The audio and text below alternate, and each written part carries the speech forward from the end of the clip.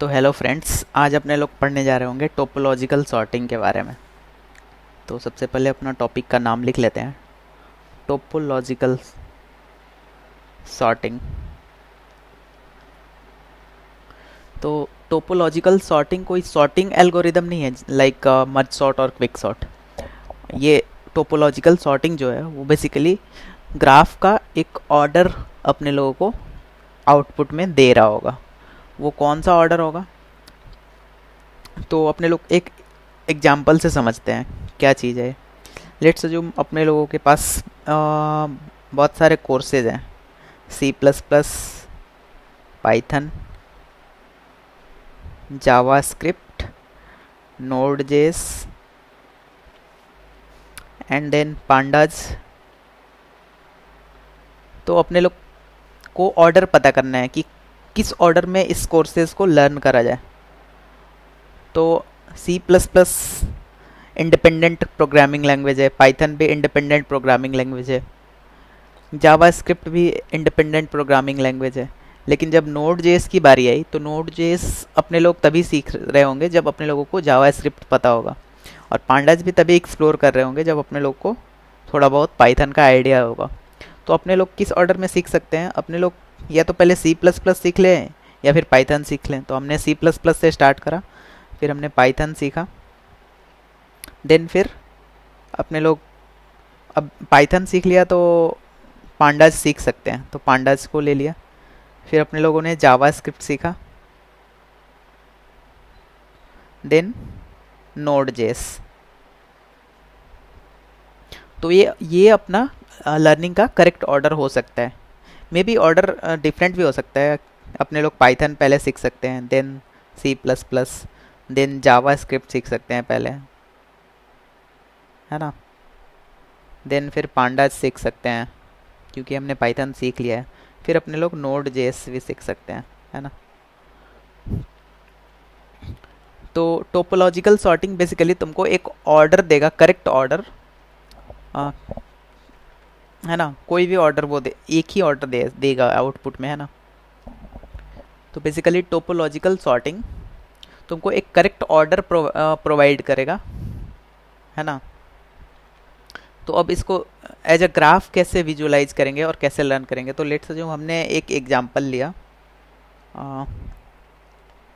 जिसमें nodes store है 1, यहाँ पे 5 है, यहाँ पे 3 है, यहाँ पे 0 है, यहाँ पे 4 है और यहाँ पे 2 है। अब अपने लोग का ये जो ग्राफ है ये डायरेक्टेड ग्राफ होने वाला है ना।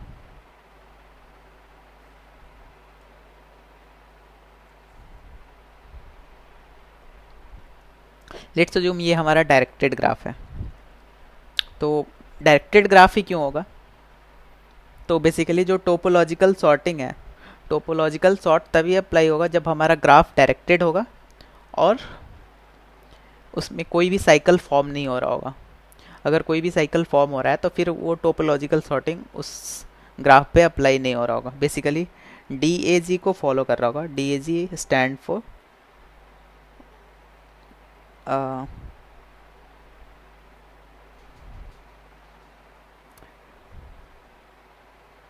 Directed, DAG stand for directed acyclic graph.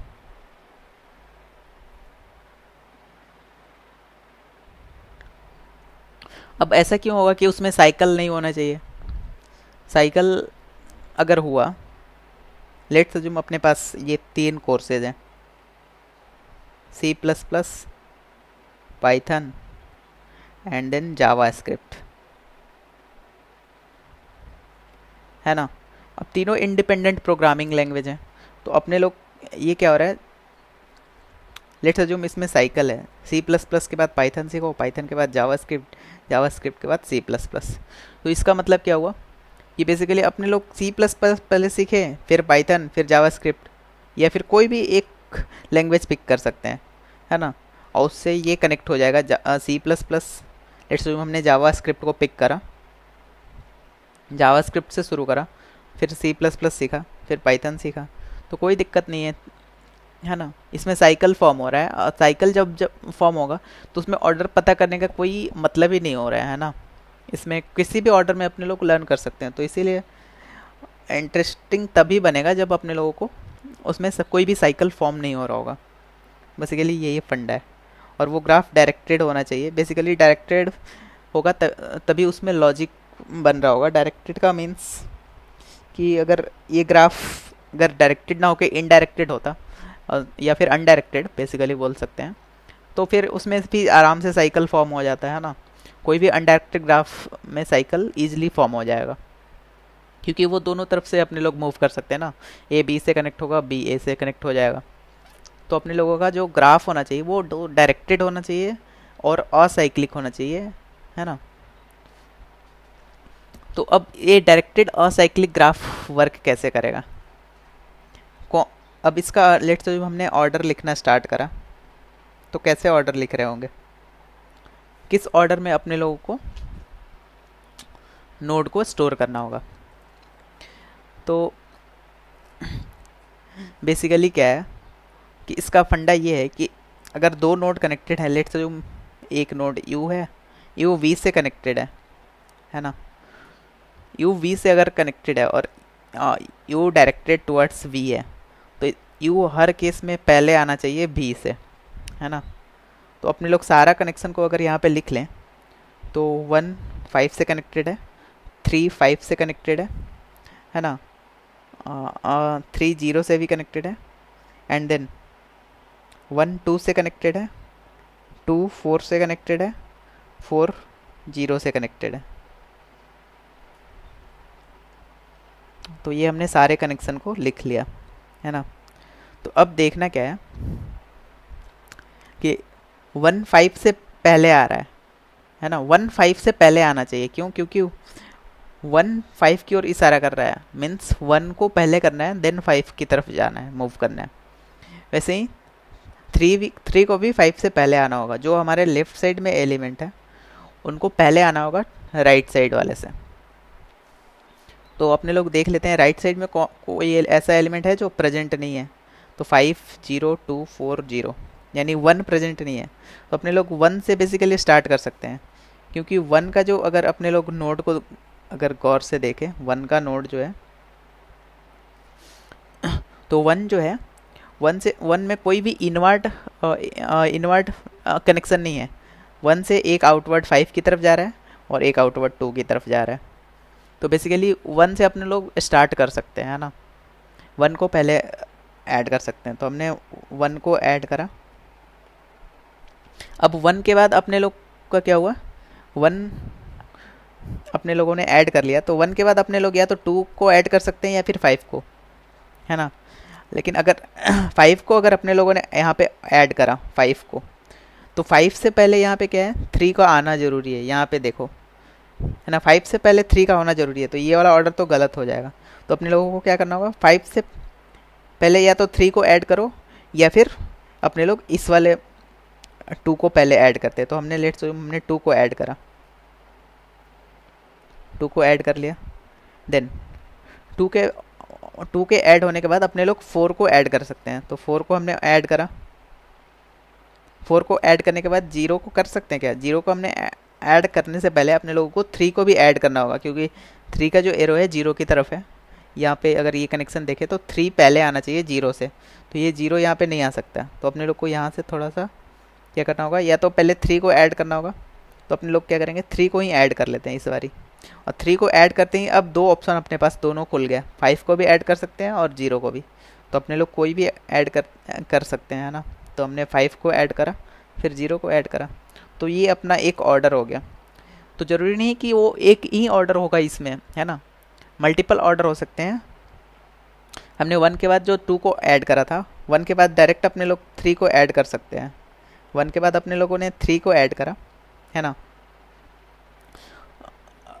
और 3 के बाद अपने लोग 5 को भी ऐड कर सकते हैं। 5 को ऐड करा और फिर 2 को ऐड करा, फिर 4 को ऐड करा, फिर 0 को ऐड करा। तो ये भी अपना एक ऑर्डर मिल रहा है ना। तो ये भी करेक्ट ऑर्डर है। तो बेसिकली अपने लोग को ये काम करना है ना, इसके लिए कोड लिखना है। तो इसके लिए कोड लिखना है तो अपने लोग कैसे लिख रहे होंगे? तो अपने लोग दो तरीके से इसका कोड लिख सकते हैं, एक with the help of DFS और एक दूसरा जो with the help of BFS। तो जो अब सबसे ईजी है पहले वो करेंगे, DFS के साथ अपने लोग मूव करते हैं।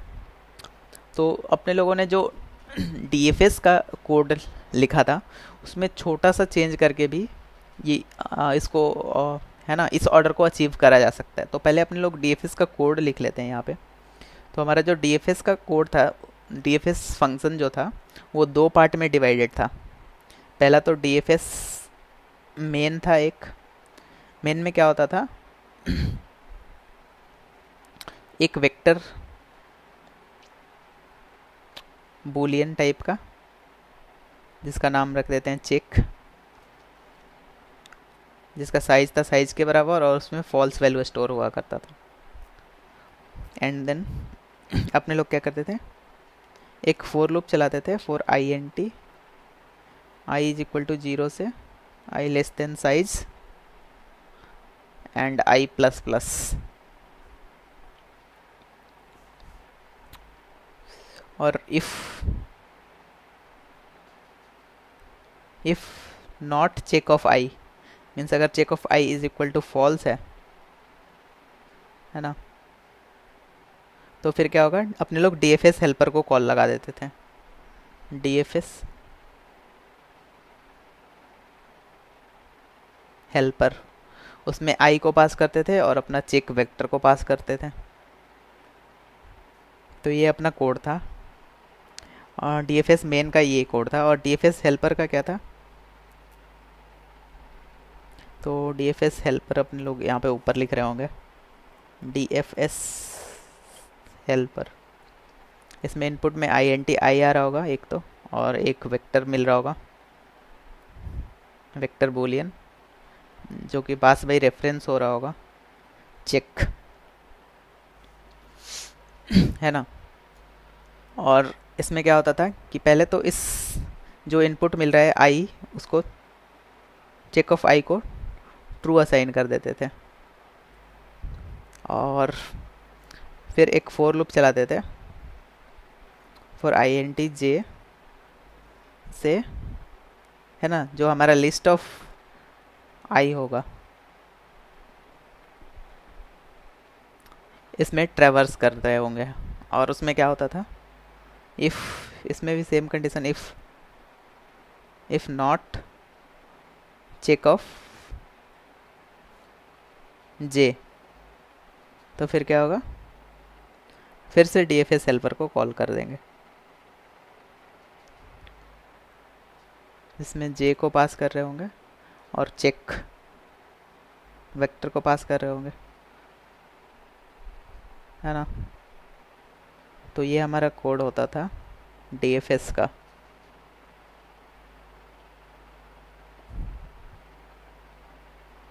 तो एक DFS हेल्पर होता था और एक DFS मेन होता था। मेन से कॉल जाता था, DFS हेल्पर रिकर्सिव का काम करता था और रिकर्सिवली सारे वैल्यू को रीच आउट करता था, है ना।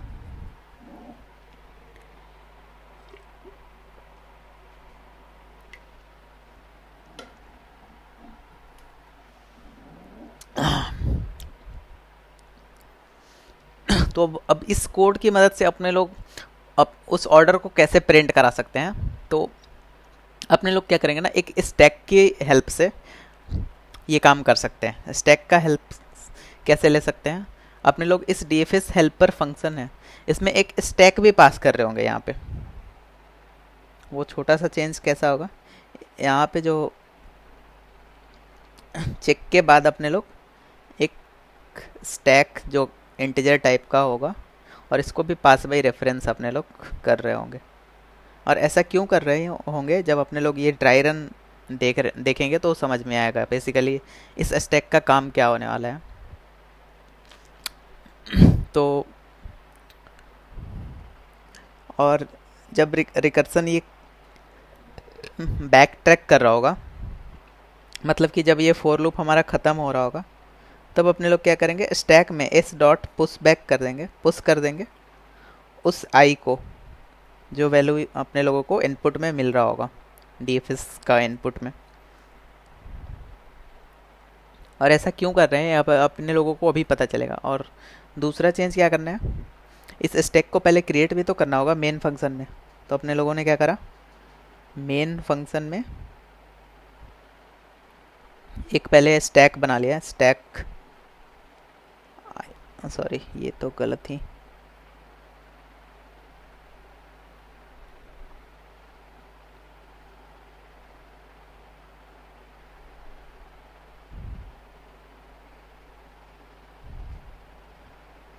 हाँ। तो एक स्टैक बना लिया, स्टैक INT S करके, और इसी स्टैक को अपने लोग DFS हेल्पर में पास करना होगा, पास बाई रेफरेंस करके। और इतना करते ही हमारा जो स्टैक होगा ना, जो हमारा स्टैक बन रहा होगा, उसमें जो भी एलिमेंट स्टोर हो रहे होंगे, वो जो ऑर्डर होगा ना ऊपर से नीचे, वही हमारा बेसिकली टोपोलॉजिकल सॉर्टिंग का करेक्ट ऑर्डर होगा, है ना। तो एक बार क्या करते हैं ना, पहले ड्राई रन कर लेते हैं, ड्राई रन करने से ही चमकेगा कोड। तो हमने वहीं सेम एग्जांपल ले रहा हूँ मैं, और यहीं पे बेसिकली ड्राई रन कर देते हैं। ये हमारा जो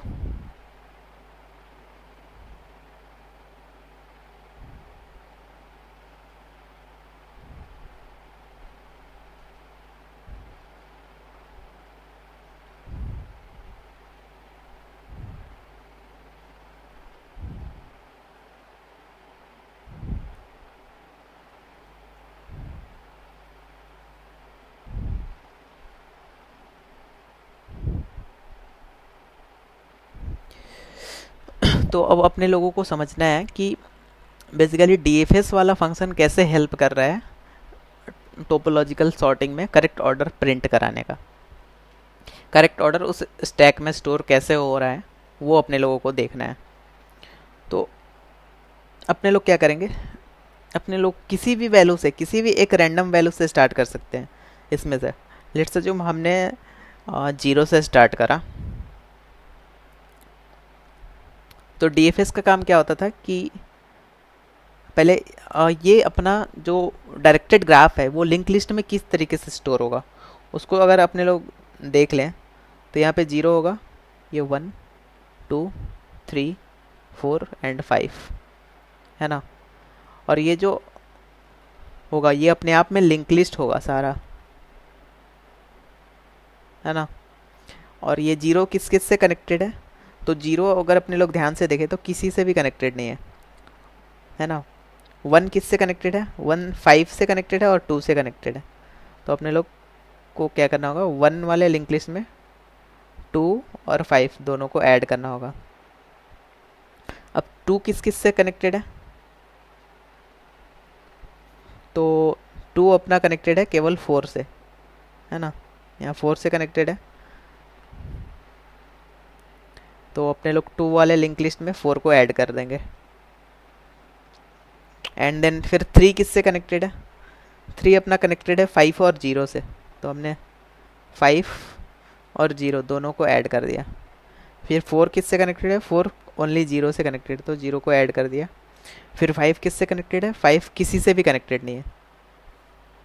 तो बेसिकली ऐसा हमारा कुछ स्ट्रक्चर होगा वेक्टर ऑफ लिंक लिस्ट का, है ना। अब अपने लोग इस वेक्टर पे एक एक करके इटरेट करेंगे 0 से स्टार्ट करके, और फिर देख रहे होंगे कि हमारा ड्राई रन कैसे वर्क करता है। तो हमने पहले यहाँ पे एक स्टैक बना लिया है, स्टैक में वैल्यू जो होगा वो स्टोर हो रहा होगा ऑर्डर। और क्या कर रहे हैं,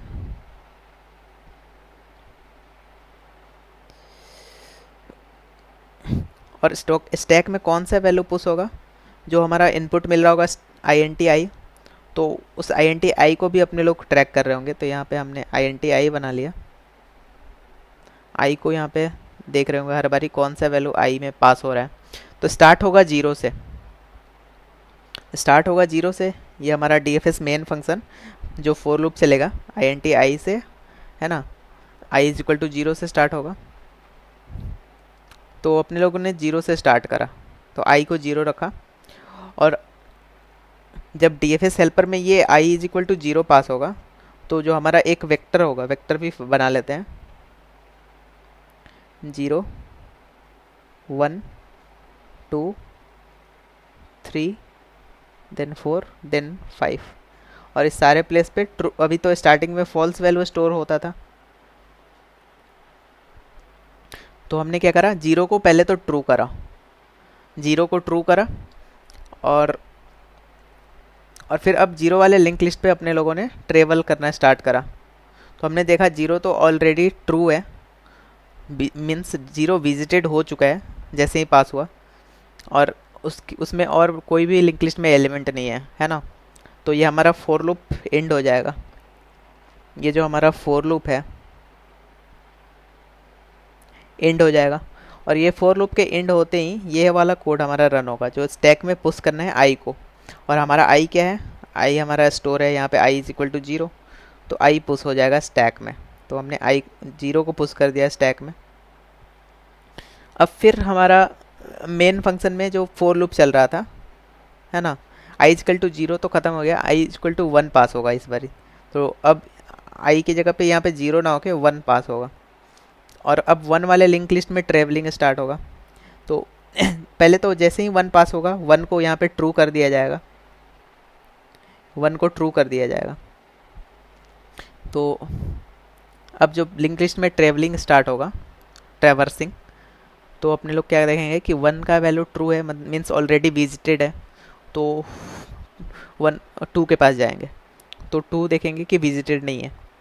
तो जैसे ही 2 विजिटेड नहीं होगा तो फिर रिकर्सिव कॉल चला जाएगा DFS हेल्पर को फिर से, और इस बारी DFS में क्या पास हो रहा होगा, वो 2 वैल्यू पास हो रहा होगा जो विजिटेड नहीं है, ये 2 वैल्यू पास हो रहा होगा,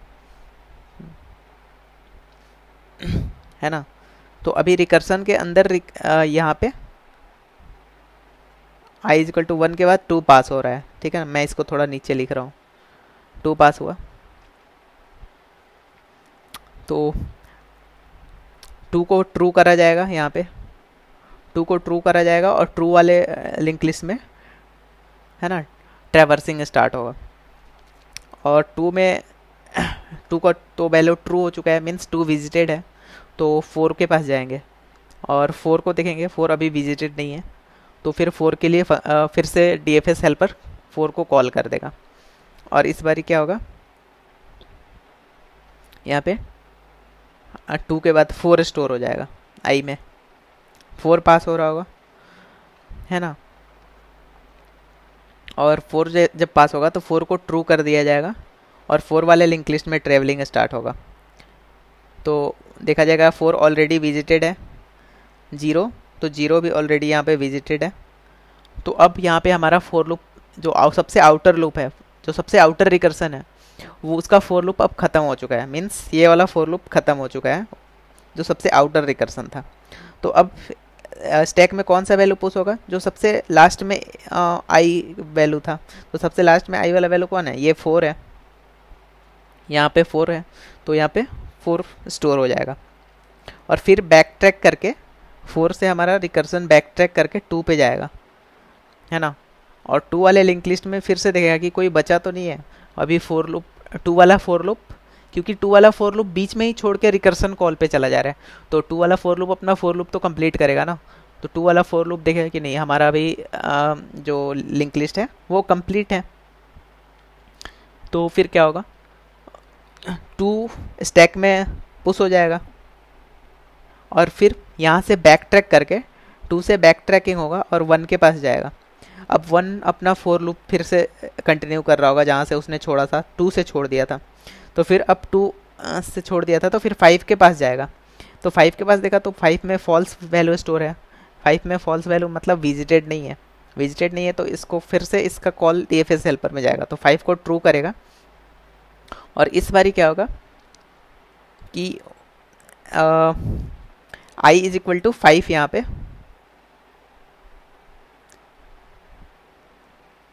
स्टोर हो जाएगा, और ये 5 जो है ये नया रिकर्सन का पार्ट हो रहा है। तो 5 स्टोर हो गया, ठीक है। अब क्या होगा, हाँ तो 5 को हमने ट्रू कर दिया है और 5 वाले लिंक लिस्ट पे अब ट्रेवलिंग स्टार्ट होगी। तो 5 में सिर्फ सोलो एलिमेंट है सिंगल, जो पहले ही ट्रू हो चुका है। तो ये हमारा फोर लूप तुरंत ख़त्म हो जाएगा, ये हमारा जो फोर लूप है ये तुरंत ख़त्म हो जाएगा। तो उसके बाद ये क्या होगा, स्टैक में पुश हो जाएगा आई। तो आई में अभी करेंटली 5 है, तो 5 यहाँ पे पुश हो गया। ठीक है, 5 पुश हो गया। फिर बैक ट्रैकिंग करके ये 5 वाला वैल्यू फिर से 1 के पास जाएगा, है ना, और 1 के पास जाएगा और 1 वाले फोर लूप में देखेगा कि अब हमारा सारा लिंक लिस्ट का वैल्यू, है ना, विजिट हो चुका है। तो अब 1 क्या होगा, स्टैक में पुश हो जाएगा। 1 हमारा स्टैक में पुश हो गया, है ना। अब हमारा मेन फंक्शन वाला फोर लूप रन करेगा। मेन फंक्शन वाला फोर लूप में क्या होगा, अभी तो i इजकल टू 2 से ही स्टार्ट हुआ था। i इजकल टू 0 को क्रॉस किया था, 1 को हमने पास करा था और अपने लोग को साइज तक ट्रेवल करना है। तो हमने अब 2 को चेक करा, तो 2 हमारा ऑलरेडी यहाँ पे देखा जाए तो 2 ऑलरेडी विजिटेड है। फिर 3 के पास जाएगा कॉल, तो 3 अभी भी फॉल्स वैल्यू स्टोर कर रहा है ना। तो अब DFS हेल्पर में फिर से i की जगह पे 3 पास होगा।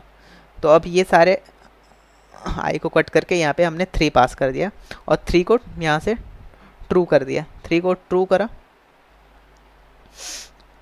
एंड देन अब 3 वाले लिंक लिस्ट पे ट्रेवलिंग स्टार्ट होगी। तो 3 वाले लिंक लिस्ट पे ट्रेवलिंग स्टार्ट होगी, तो 3 तो ऑलरेडी ट्रू हो चुका है, मतलब विजिट हो चुका है, जैसे ही हमने DFS हेल्पर में पास करा।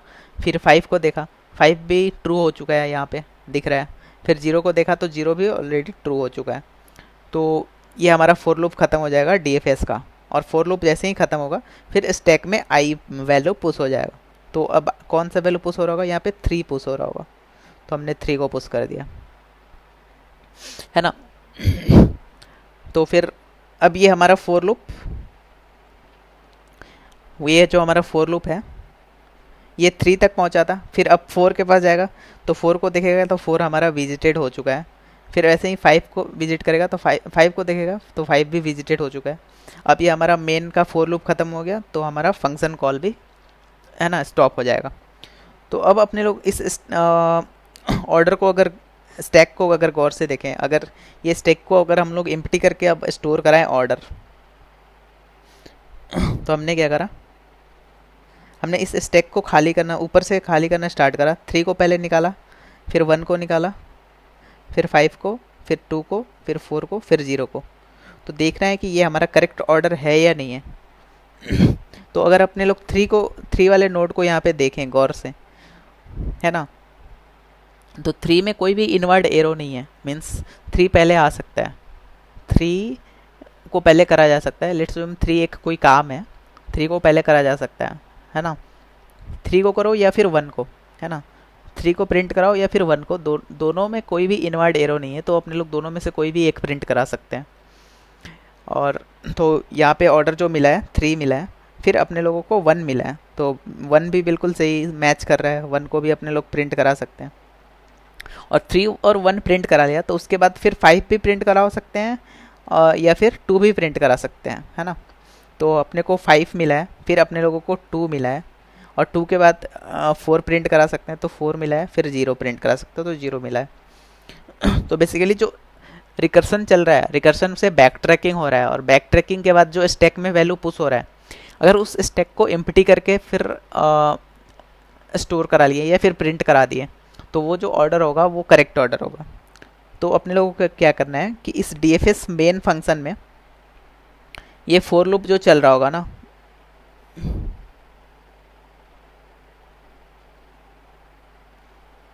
ये जो हमारा फोर लूप चल रहा होगा,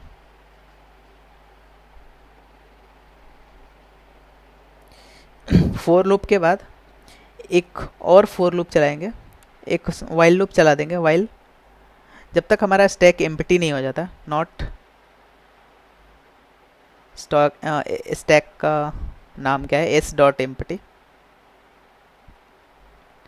तब तक अपने लोगों को क्या करना है, ऊपर वाला वैल्यू को पहले तो सी आउट करा लेना है s.top करके, है ना, एंड देन एक स्पेस क्रिएट कर लेना है ताकि एक ही लाइन में सारा वैल्यू प्रिंट हो। और फिर जैसे ही ऊपर वाला वैल्यू प्रिंट हुआ उसको पॉप कर देना है, तो s.pop कर देंगे, और ये वाइल लूप चलते ही हमारा है ना सारा वैल्यू स्टैक का एम्प्टी करके प्रिंट करा देगा, तो वो हमारा एक करेक्ट ऑर्डर आउटपुट में मिल जाएगा। तो ये अपना ड्राई रन था, है ना। आई होप ये ड्राई रन तुम लोगों को थोड़ा समझ में आया होगा, कैसे रिकर्सन से बैक ट्रैकिंग हो रहा है, फिर स्टैक में एलिमेंट पुश हो रहा है, और जो एलिमेंट स्टैक में पुश हो रहा है फाइनल पूरा फॉर लूप ख़त्म होने के बाद जो ऑर्डर मिल रहा है ऊपर से स्टैक को एम्प्टी करने पे, वो हमारा करेक्ट ऑर्डर हो रहा होगा। तो अब अपने लोग VS कोड पे चलते हैं, है ना। VS कोड पे जाके इसको एक बारी और अच्छे से समझते हैं, है ना। और ज़्यादा अगर अभी भी नहीं समझ में आया तो फिर VS कोड पे तो ऑफ कोर्स समझ में आ ही जाएगा। तो अब अपने लोग VS कोड पे आ चुके हैं, और ये हमारा graph.cpp करके जो फाइल है, इसमें हमने वेक्टर और लिस्ट को इंक्लूड कर रखा है। और ये हमारा जो ग्राफ क्लास क्रिएट है वो directed graph using adjacency list की मदद से हमने क्रिएट कर रखा है। तो अब अपने लोग इसमें कौन सा फंक्शन लिख रहे होंगे, टोपोलॉजिकल सॉर्ट। इसी ग्राफ क्लास के अंदर टोपोलॉजिकल सॉर्ट लिख रहे होंगे। तो टोपोलॉजिकल सॉर्ट को बेसिकली अपने लोगों को 2 पार्ट में ब्रेक करना है। तो पहले तो वाइड, है ना, टोपो हेल्पर यहाँ पे बना लेते हैं, टोपो हेल्पर, जिसमें int आई इनपुट मिल रहा होगा, और एक वेक्टर बूलियन, और इसका नाम लेट से जो हमने रख दिया चेक, और एक स्टैक int, पास में ही रेफरेंस हो रहा होगा दोनों, है ना। तो बेसिकली ये हमारा टोपो हेल्पर फंक्शन होगा, लेकिन उससे पहले अपने लोग वाइड टोपो मेन को क्रिएट कर लेते हैं। टोपो मेन, उसमें कोई भी इनपुट नहीं लेना है, और सबसे पहले तो एक वेक्टर बनाना है, वेक्टर बूलियन, है ना, जिसका नाम रख देते हैं चेक, और उसका साइज होगा साइज के बराबर, और हर एक पोजीशन पे फॉल्स वैल्यू स्टोर हो रहा होगा, फॉल्स। तो ये हमारा वेक्टर क्रिएट हो गया। अब एक फॉर लूप चला देंगे, फॉर लूप चलाने से पहले एक स्टैक भी क्रिएट करना है। तो स्टैक int s क्रिएट कर लेते हैं, और फिर अब फॉर लूप चलाते हैं for int i is equal to 0 से i less than size i plus plus, है ना।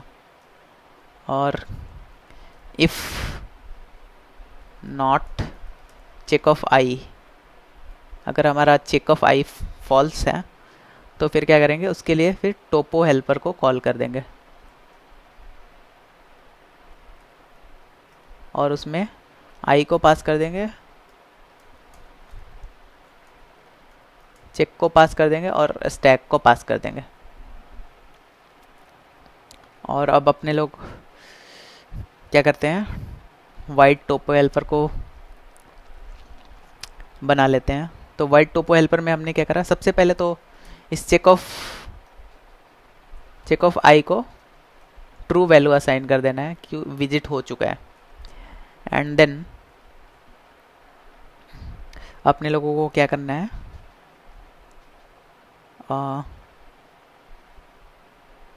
एक फॉर लूप चलाना है फॉर int जे से लिस्ट ऑफ आई, ये जो लिंक लिस्ट है उसमें ट्रेवलिंग स्टार्ट होगा, ट्रेवर्सिंग स्टार्ट होगा। तो इसमें क्या करना है, इफ नॉट चेक ऑफ जे होगा, तो फिर क्या करना है, फिर से टोपो हेल्पर को कॉल कर देना है,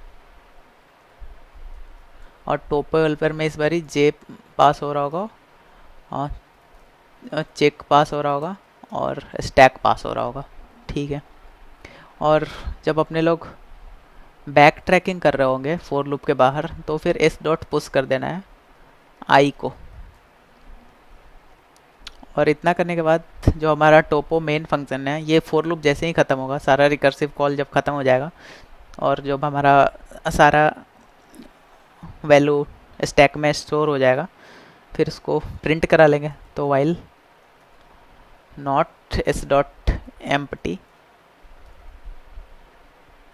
जब तक हमारा स्टैक एम्प्टी नहीं है तब तक क्या करेंगे, सी आउट कराते रहेंगे एस डॉट टॉप करके स्पेस के साथ, और फिर एस डॉट पॉप कर देंगे। तो ये हमारा फंक्शन हो गया है ना, टोपो हेल्पर एंड टोपो मेन। और अब अपने लोग क्या करते हैं, अब अपने लोग मेन फंक्शन में वही वाला ग्राफ क्रिएट करते हैं। हमने क्या करा, ग्राफ जी बनाया जिसका साइज होगा, साइज कितना था, आई थिंक साइज था 6, हाँ साइज था 6। और अपने लोग को डायरेक्टेड ग्राफ है तो फॉल्स वैल्यू पास करना होगा, जैसा कि हमने कल पढ़ रखा था। ये फॉल्स वैल्यू बताएगा कि हमारा जो ग्राफ है वो डायरेक्टेड है। तो फिर अब जी डॉट एड एज फंक्शन को कॉल करते हैं, और अपने लोग को कौन कौन सा कनेक्शन बिल्ड करना है, तो जो भी अपने लोगों ने थ्योरी क्लास में ग्राफ फिगर को देखा था वही वाला कनेक्शन मैं यहाँ पे बिल्ड कर रहा हूँ। 1,5 है ना, और फिर कितना कनेक्शन था, 1 2 3 4 5 6, तो 6 कनेक्शन हमने यहाँ पे बिल्ड करा। फिर ये दूसरा कनेक्शन था 3 to 5, तीसरा कनेक्शन था 1 to 2, चौथा कनेक्शन था 2 to 4, पांचवा कनेक्शन था 4 to 0, और छठा कनेक्शन था 3 to 0।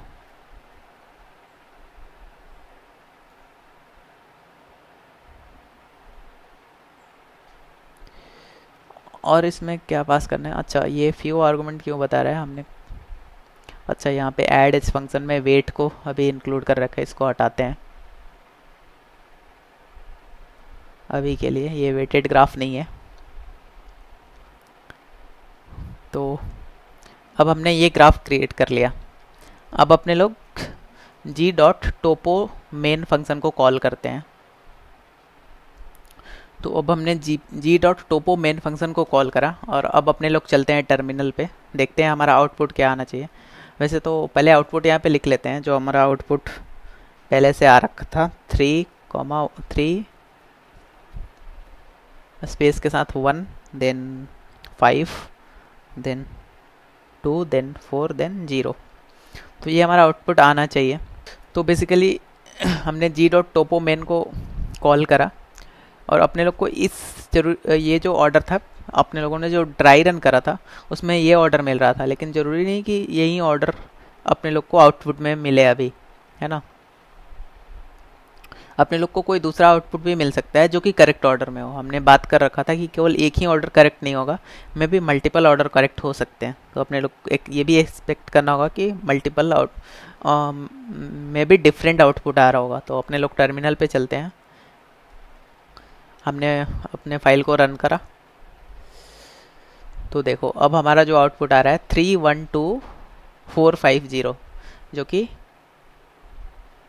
315,240, जो कि इससे डिफरेंट है। और एज एक्सपेक्टेड हमने बात करा था, ये हमारा ऑर्डर करेक्ट है ना। भले ही ये हमारा आउटपुट का ऑर्डर डिफरेंट है, लेकिन ये भी करेक्ट ऑर्डर है, हो सकता है ना। तो अपना कोड भी सही से वर्क कर रहा है ना। तो ये था हमारा DFS टोपोलॉजिकल सॉर्टिंग का कोड, और हमने ट्राई रन करके भी देख लिया। तो आई होप तुम लोगों को ये कोड समझ में आया होगा। मिलते हैं नेक्स्ट वीडियो में, तब तक के लिए थैंक यू।